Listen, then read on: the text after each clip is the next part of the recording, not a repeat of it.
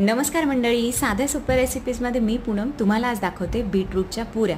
त्यासाठी कढई तापत ठेवली। कढईमध्ये 1 चमचाभर तेल घालून घेऊयात। एक मीडियम साईजचं बीट सोलून आणि खिसून घातले। त्यामध्ये ओवा, तीळ, हळद, हिंग, धने जिरे पावडर, मिरची पावडर आणि बारीक चिरलेली कोथिंबीर घालून जशी एखादी सुकी भाजी आपण परतून घेतो तसंच हे बीटाची भाजी सुद्धा तुम्ही परतून घ्या।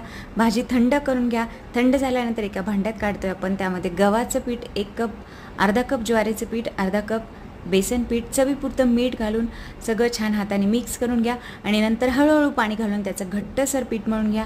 तेलाचा हात लावून आपण पीठ एकसारखं करून घेऊयात। हव्या त्या आकाराच्या पुऱ्या लाटून घ्या। गरम तेलामध्ये टम्म फुगुस्तोपर्यंत तळून घ्या। लहान मुलांच्या टिफिनसाठी, मोठ्यांच्या नाश्त्यासाठी, कुणी पाहुणे आल्यावर त्यांच्यासाठी नक्की ट्राय करा। डिटेलमध्ये रेसिपी हवी असल्यास चॅनलला व्हिजिट करा। मंडळी, रेसिपी शेवटपर्यंत पाहताय त्यासाठी thank you so much. Bye bye.